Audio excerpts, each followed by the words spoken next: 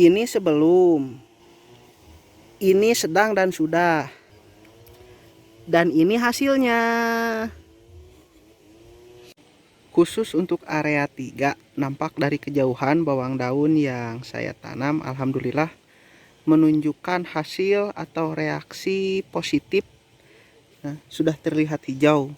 Nah, bagi teman-teman yang mungkin bertanya atau penasaran bagaimana cara melakukan proses pemupukan saat situasi dan kondisi bawang daun yang ditanam sudah menginjak usia 3 minggu atau 1 bulan kurang. Halo sob, welcome back again to Seputar Pertanian bersama saya Yosef Malik. Nah, kembali di Seputar Pertanian. Tapi seperti biasa saya ucapkan bismillahirrahmanirrahim, assalamualaikum, dan tak lupa saya doakan semoga kita senantiasa selalu ada dalam kesehatan, kelancaran dalam segala aktivitas, apapun aktivitasnya itu. Nah, kembali pada budidaya bawang daun di area 3 setelah kemarin kita selesai mengaplikasikan herbisida selektif berbahan aktif oksifluorpen dan biostimulan berbahan aktif Rhodopulum. Nah, Rhodopulum bahan aktifnya untuk merek dagang yang kemarin tuh U-Price kalau nggak salah. Nah, mungkin teman-teman ada yang bertanya karena pada dasarnya lahan yang saya pakai untuk tempat berbudidaya itu belum sempat saya kasih kapur pertanian, pupuk kandang ataupun pupuk kimia. Nah, mungkin teman-teman ada yang bertanya bagaimana cara memberikan atau melakukan proses pemupukan pada budidaya bawang daun setelah usia bawang daun itu menginjak usia 3 sampai 1 bulan. Nah, caranya seperti ini. Tapi sebelum itu saya mau menunjukkan satu hal, yakni hasil dari daya kerja oksifluorpen atau herbisida selektif pada budidaya bawang daun. Nah, ini hasil pengaplikasian herbisida berbahan aktif oksifluorpen untuk tebing-tebingnya atau gawir. Gen, ai bahasa Indonesia na gawir naon ai? Bahasa Indonesia na gawir. Nyaho maneh teh? Naon sih teh disakolahkeun teh? Benteng, curah aku benteng sih teh. Tengah arti sarua orangnya poho bae pokoknya mah gawir we lah. Nah, untuk rumputnya lumayan tertekan atau menekan di mana tidak terlalu lebat lah. Nanti pada proses kedua pembersihan kita pangkas menggunakan parang. Nah, sementara untuk lahan atau kondisi tanamannya terlihat teman-teman 99% berhasil. Walaupun bawang yang saya budidayakan untuk kondisi fisik bibit bawangnya itu cenderung tidak ideal. Nah, tinggal 1-2, yakni ini kalau orang sini disebut rumput kawat. Rumput kawat. Nah, tinggal teki. Tapi secara menyeluruhan itu 99% bersih. Tadinya sebelah sini penuh dengan rumput berdaun lebar. Sebelah sini juga tuh. Tinggal jenis rumput yang pertama kawat, yang kedua teki, yang terakhir ini nih. Ini kalau orang sini dinamakan sorod soya. Nah, tinggal dedaunan yang gugur, daun kayu putih. Nah, ini kondisi fisik daun bawang setelah pengaplikasian pertama Rhodopulum atau biostimulan, yang kedua pengaplikasian pestisida baik fungi maupun insek.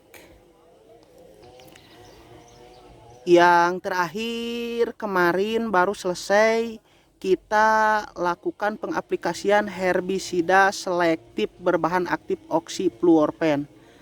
Nah, lanjut untuk efek samping pada bawang daun tersebut. Nah, ini ada tapak. Ini juga ini efek samping oksifluorpen atau herbisida selektif yang kita berikan. Iya tuh kabelah diaan gin. Kabelah diaan. Oh si teh. Meh teh jauh mana yang ngunyal.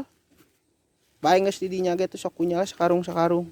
Nah, dilanjutkan yang pertama kembali ke informasi awal yang saya akan coba share sesuai pengalaman saya, yaitu cara pemberian pupuk kandang pada budidaya bawang daun setelah bawangnya selesai ditanam atau kurang lebih usianya 3-1 bulan. Nah, untuk jenis pupuknya sendiri seperti biasa saya memilih pupuk postal, di mana terdapat 2 campuran, yaitu sekam padi atau cangkang bulir padi. Nah, yang kedua itu kotoran ayam murni. Jadi si sekam padi itu sebagai alas. Nah, hasilnya seperti ini. Tapi pastikan sekam dan kotoran itu perbandingannya 50-50 atau 50% kotoran ayam, 50% sekam padi. Itu sangat berpengaruh pada kualitas nanti setelah ditabur atau hasil pada pengaplikasian bawang daun setelah tanam. Pastikan itu. Yang kedua, untuk segi harga per karung ini untuk minggu sekarang itu jatuhnya per tanggal seberaha ya nantinya 15 lah, 15 November itu per karung ini saya dapat harganya 10.000 sampai 12.000 tergantung kualitas pupuk kandang tersebut. Sangat-sangat mahal untuk wilayah Bandung karena biasanya saya dapat 8.000, 7.000. Sekarang mungkin karena harga solar naik jadi pupuk kandang juga ikut naik. Nah,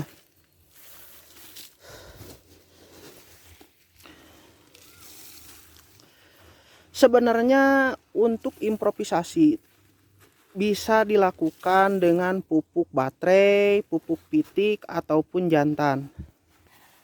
Tapi karena saya petani situasi dan kondisi, nah saya lebih memilih postal. Kenapa? Dari segi harga itu cukup variatif dan cukup murah. Nah, caranya tinggal kita tabur seperti ini. Ditabur di atas permukaan tanah yang sudah ditanami bawang daun. Tabur terus. Adapun banyak sedikitnya itu tergantung situasi dan kondisi juga. Manakala kalau lahan yang kita pakai untuk berbudidaya itu sangat sering atau tiap musim dikasih pupuk, bolehlah dikasih sederhana saja karena nantinya kita juga perlu melakukan pemberian pupuk kimia, bakterisida atau dekomposer, penambat enak, bakteri bermanfaat bagi tanah lah. Namun rata-rata untuk luas total lahan, jumlah luas total lahan 350 meter itu cukup kita berikan 20 sampai 30 karung. Jadi untuk skala per hektar itu 500 sampai 750 karung lah. Itu lebih dari cukup untuk pemakaian jenis postal. Sedangkan untuk baterai biasanya jumlahnya lebih sedikit. 5 karung itu sudah mencukupi untuk jenis pupuk baterai dan pupuk jantan ataupun pitik. Kalau saya pribadi kasih 20 karung saja itu lebih dari cukup. hasilnya seperti ini tuh.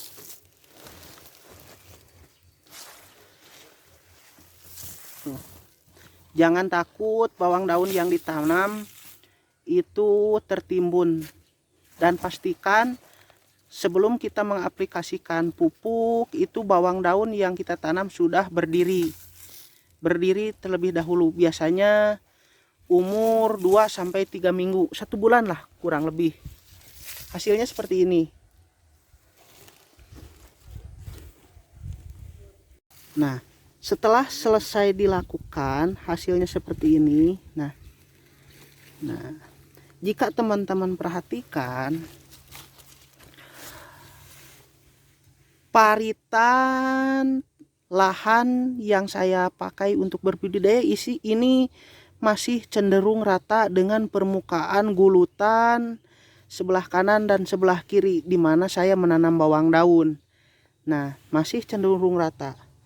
Nah, itu disengaja nantinya akan saya lakukan pengurugan atau penguncian si pupuk kandang maupun pupuk kimia dari terpaan air hujan.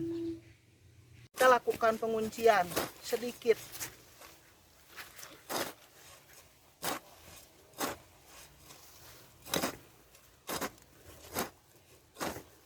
Tuh.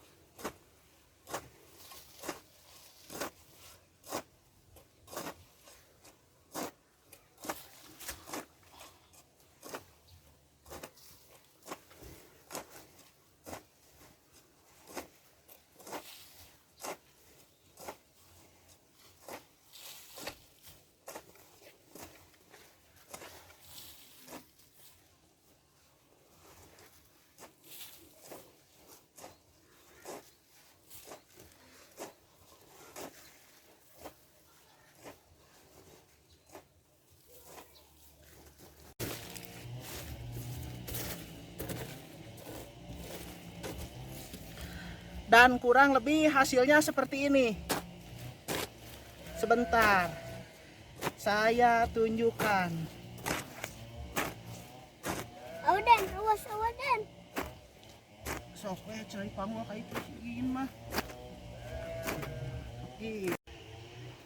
Sudah mulai terlihat pola dan garis tegas tuh. Sambil kita finishing. Tuh, hasilnya seperti ini. Jadi salah satu manfaatnya pupuk kandang yang saya berikan ketika air hujan datang itu tidak ikut melebar kemana-mana karena sudah terkunci.